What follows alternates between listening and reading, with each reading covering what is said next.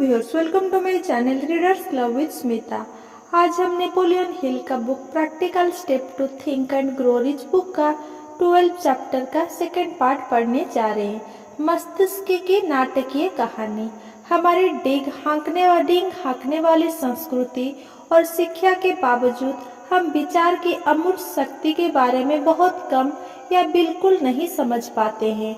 हम शारीरिक मस्तिष्क और उसकी जटिल मशीनरी के बृहद नेटवर्क के बारे में बहुत कम जानते हैं, जिसके द्वारा विचार की शक्ति को इसके भौतिक समतुल्य में बदला जाता है। परंतु अब हम एक ऐसे युग में प्रवेश कर रहे हैं जिसमें इस विषय पर हमें ज्ञान मिल सकेगा। वैज्ञानिकों का ध्यान अब मस्तिष्क नामक आश्चर्यजनक वस्तु के अध्ययन की ओर गया है, और हालांकि अभी यह अध्ययन शुरुआती अवस्था में है, परंतु उन्होंने इतना पता लगा लिया है कि मानवीय मस्तिष्क के केंद्रीय स्विचबोर्ड में लगभग 200 अरब न्यूरॉन्स होते हैं और कम से कम 100 करोड़ ट्रिलियन जुड़ाव होते हैं। यह आंकड़ा इतना आश्चर्यजनक और विशाल है। शिकागो यूनिवर्सिटी का डॉक्टर सी जूडसन हेरिक कहते हैं, प्रकाश वर्ष के सैकड़ों मिलियन के आंकड़े भी तुलनात्मक रूप से महत्वहीन हो जाते हैं। हेरिक ये भी बताते हैं कि मानवीय सेरिब्रल कॉर्टेक्स में नए कोशिकाएं होती हैं और हम जानते हैं कि ये निश्चित आकार में व्यवस्थित होती है।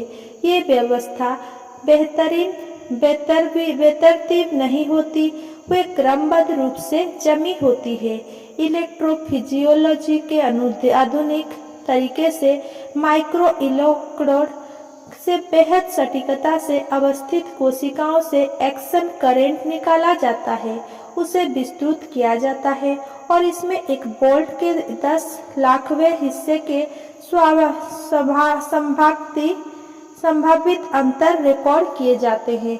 ये असंभव लगता है कि इतनी जटिल मशीन के इस तरह के नेटवर्क का एकमात्र प्रयोजन सिर्फ शरीर के विकास और रखरखाव संबंधी शारीरिक कार्य करना ही होगा।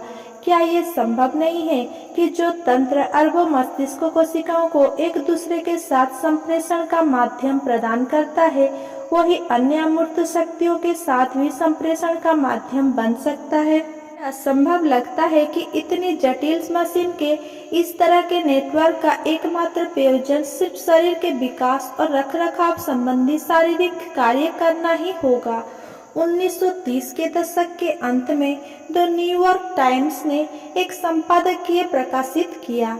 इसमें यह छपा था कि एक बड़े विश्वविद्यालय में मानसिक क्षेत्र के विशेषज्ञ शोधकर्ता संगठित शोध कर रहे हैं, जिनके निष्कर्ष इस कदम और इसके बाद के कदम में बताए गए विचार के समान ही है।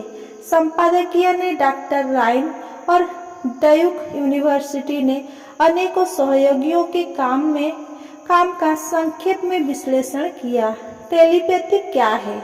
एक महीने पहले हमने ड्यूक यूनिवर्सिटी के प्रोफेसर राइन और उनके सहयोगियों के कुछ उल्लेखनीय परिणाम उद्धृत किए थे, जिन्होंने टेलीपैथी या अंतरिंद्रिय अनुभूति के अस्तित्व को प्रमाणित करने के लिए 1 लाख से भी ज्यादा परीक्षण किए।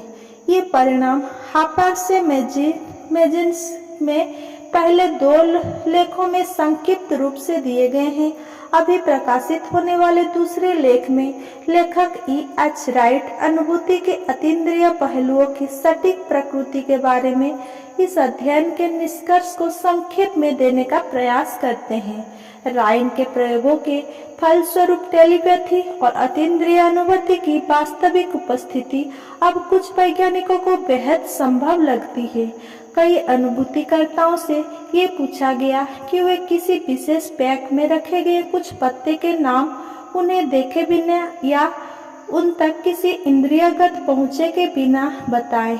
तकरीबन 1 दर्जन स्त्री पुरुष थे जो नियमित रूप से इतने सारे पत्ते सही बता देते थे। हालांकि इस बात की करोड़ों में से एक संभावना भी नहीं थी कि उन्होंने ऐसा किस्मत से या संयोगवश किया हो। लेकिन उन्होंने ऐसा किया कैसे? अगर हम यह मान लें कि ऐसी शक्तियों का अस्तित्व होता है तो भी ये शक्तियाँ इंद्रियगत प्रतीत नहीं होती। हम ऐसे किसी मानव अंग के बारे में नहीं जानते हैं जहाँ ये रहती है, चाहे उस कमरे के भीतर की बात हो या सैकड़ों मील दूर की बात हो। प्रयोगों के परिणाम उतने ही अच्छे रहे। मिस्टर राइट की राय में ये तथ्य इस बात को झुठला देती है कि टेलीपैथी या अतीन्द्रिय अनुभूति का कारण शारीरिक या भौतिक है। विकिरण ऊर्जा के सभी ज्ञात स्वरूप दूरी के साथ साथ कम होते जाते हैं। टेलीपैथी और अतीन्द्रिय अनुभूति के साथ ऐसा नहीं हुए। वे शारीरिक कारणों से उसी तरह भिन्न होती है जिस तरह हमारी अन्य मानसिक शक्तियाँ होती है। हालांकि लोग ऐसा मानते हैं कि निद्रा या अर्धनिद्रा की अवस्था में ये शक्तियाँ बढ़ जाती है, लेकिन ये सही नहीं है। दरअसल ये शक्तियाँ तब अपने चरम पर होती है जब इंसान पूरी तरह जागृत अवस्था में होता है। राय ने यह भी पता लगाया कि मादक पदार्थों से हमेशा प्रयोगकर्ता का स्कोर कम हो जाता है, जबकि उद्दीपक से बढ़ जाता है। जाहिर है, सबसे विश्वसनीय प्रदर्शनकर्ता भी तब तक अच्छा स्कोर नहीं बना सकता जब तक कि वो सर्वश्रेष्ठ प्रयास ना करे। राइट ने विश्वास के साथ यह निष्कर्ष निकाला कि टेलीपैथी और अतीन्द्रिय अनुभूति दरअसल एक ही प्रतिभा के दो रूप है। जिस शक्ति के सहारे कोई व्यक्ति टेबल पर उल्टे रखे कार्ड को देख सकता है, उसी शक्ति के सहारे वो दूसरे व्यक्ति के दिमाग में मौजूद विचार को पढ़ सकता है। इस विश्वास के पीछे कई कारण हैं। उदाहरण के तौर पर दोनों ही प्रतिभाएं एक ही व्यक्ति में मिलती है। ये दोनों ही शक्तियां समान मात्रा में होती है। दोनों पर ही पर्दे, दीवार या दूरी का कोई असर नहीं होता। राइट इस निष्कर्ष से आगे जाकर यह अनुमान व्यक्त करते हैं कि अन्य अतीन्द्रिय अनुभव, भविष्यदर्शी, स्वप्न, विनाश के पूर्वाभास इत्यादि भी इसी शक्ति का हिस्सा साबित हो सकते हैं। पाठक से ऐसा कोई आग्रह नहीं किया जा रहा है कि वह इन निष्कर्षों को स्वीकार करे जब तक कि उसे ये विश्वसनीय ना लगे, परंतु रायन ने जो प्रमाण इकट्ठे किए हैं वे प्रभावशाली है। मास्टरमाइंड सिद्धांतों के जरिए मानसिक टेलीपैथी में संलग्नता। डॉक्टर राय ने यह खोजा था कि मस्तिष्क किन स्थितियों में अनुभूति के अतीन्द्रिय रूप पर प्रतिक्रिया करता है। अब मैं उनके निष्कर्ष में वो बात जोड़ना चाहता हूँ जो मैंने और मेरे सहयोगियों ने खोजी है। हमने वे आदर्श स्थितियाँ खोजी जिनमें मस्तिष्क को इस तरह प्रेरित किया जा सकता है ताकि छठी इंद्रिय व्यवहारिक तरीके से काम कर सके, जिसके बारे में कदम 10 में वर्णन किया गया है। जिन स्थितियों का मैं जिक्र कर रहा हूँ वे मुझ में और मेरे स्टाफ के 2 सदस्यों का आपसी करीबी कार्यकारी गठबंधन है। प्रयोग और अभ्यास के द्वारा हमने खोजा कि हमारे मस्तिष्क को किस तरह प्रेरित किया जाए। अध्याय 10 में बताए गए अदृश्य परामर्शदाता के सिद्धांत का उपयोग करके, ताकि हम अपने 3 मस्तिष्क को मिलाकर एक कर दें और ग्राहकों की बहुत सी व्यक्तिगत समस्याओं का समाधान खोजें। इसका तरीका बहुत आसान है। हम एक कॉन्फ्रेंस टेबल पर बैठते हैं, समस्या की प्रकृति को स्पष्ट रूप से बताते हैं और फिर उस पर विचार करना शुरू कर देते हैं।